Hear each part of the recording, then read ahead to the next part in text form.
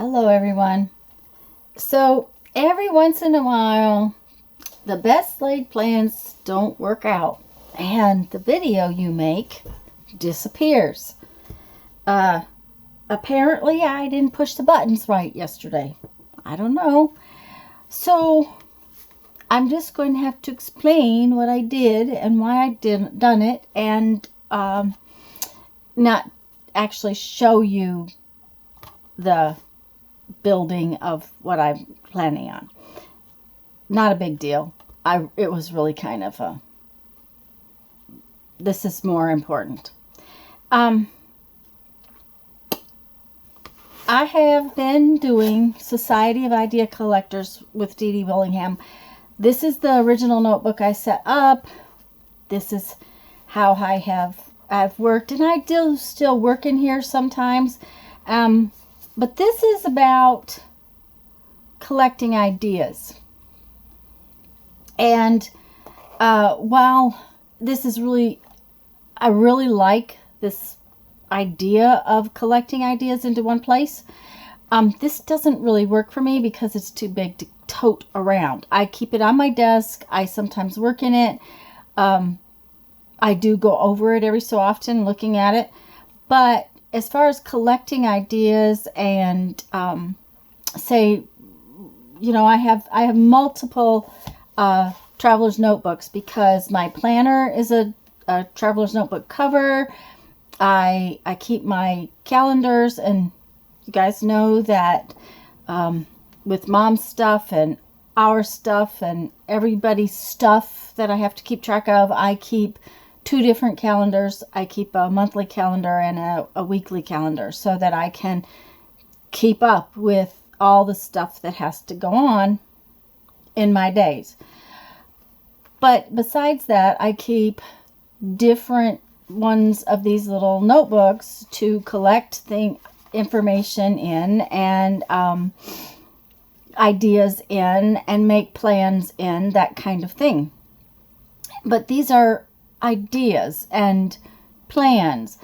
This happens to be my YouTube planner kind of idea book for this next year, for 2022.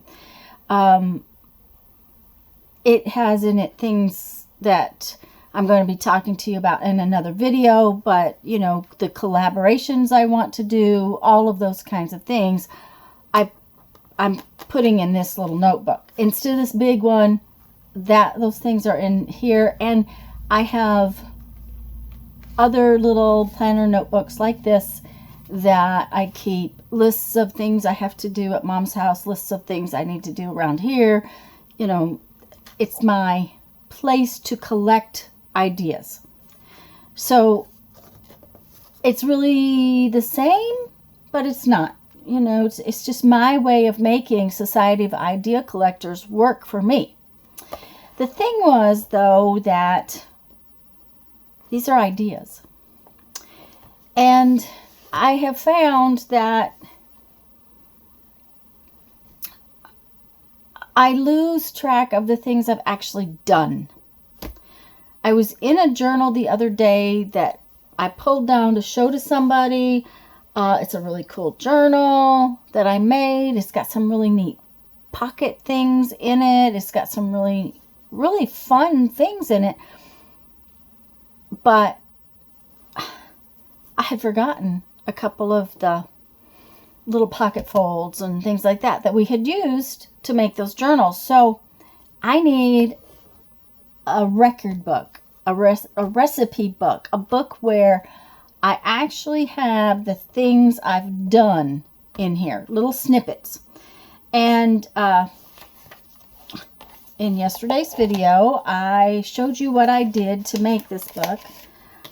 Basically, I used a couple of new punches that I have. These are label punches, actually. But if you make these labels and fold them in half, they make really nice tabs. So I just took a piece of scrap. Oh, I actually have a piece of the scrap left. This was a scrap piece of packaging that I had cleaned my brush on. It was in my scrap bin. It's light enough colored that I can write on it. And I punched the different labels out, and then you just fold them in half and you can attach them.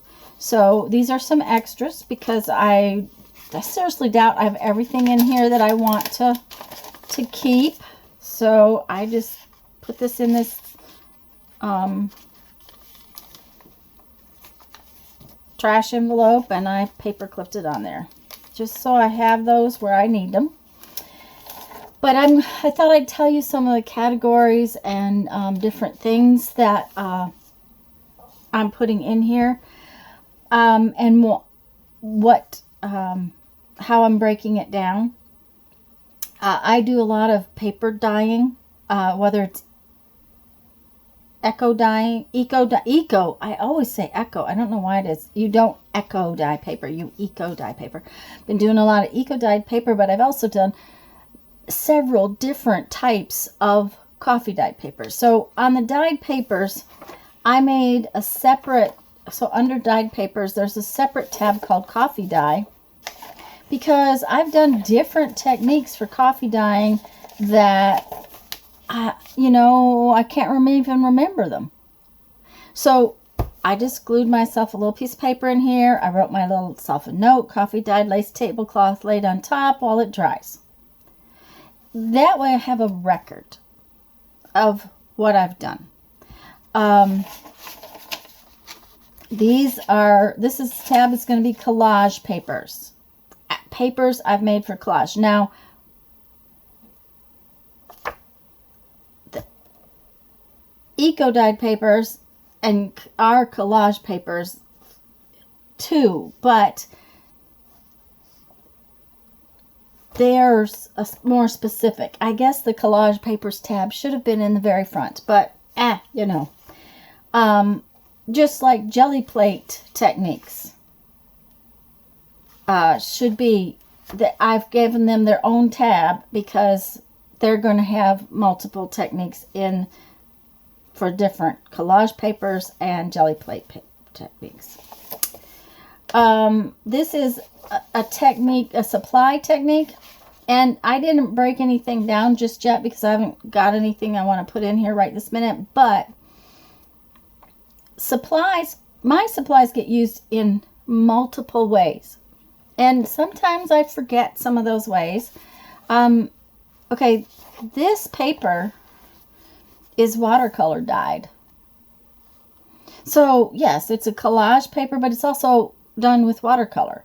So I will probably have underneath supply techniques a watercolor tab, just so that I can make a little sample of whatever I've done and put it in there and make a little note. So this is just to keep my techniques and the things I've actually done in one place. So there'll be different supplies, I'm guessing. I have acrylic inks, and somebody asked, I think it was Andrea asked about them the other day. I'm not sure. It might have been Julie. I haven't played with those in a while, and I've never used them to their fullest extent. So that tells me I need to get those out and use them. I have some brand new supplies that I got in May when I was on my trip that have never even been opened.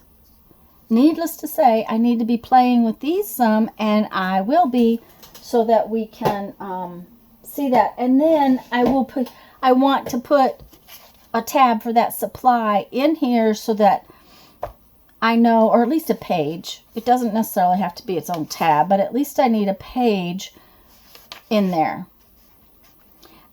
This tab says paper folding techniques, shapes techniques. Basically, I was talking about that pocket that I had forgotten we made. I want to have a sample of those things in this book. I think, okay, there's two more tabs that I put in here.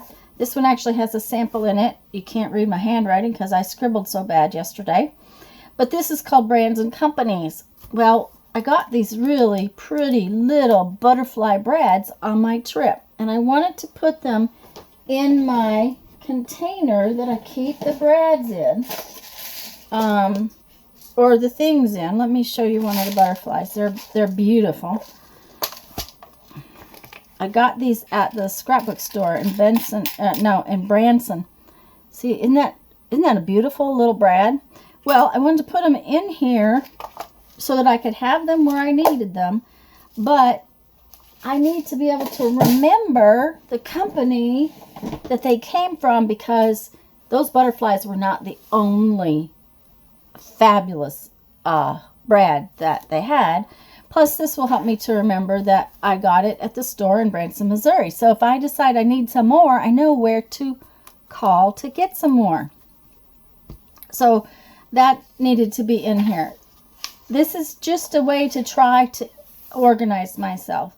Tool info, okay, and I put it somewhere, and I'm not sure where I put that little piece of paper now when I was trying to clean up. So it's probably gonna be a while before I find it. But when we get some of these tools, some of the bigger punches, things like that, this is my Big Bite Crop-A-Dile.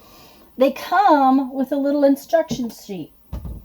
Now, I might not need the instruction sheet right now, but that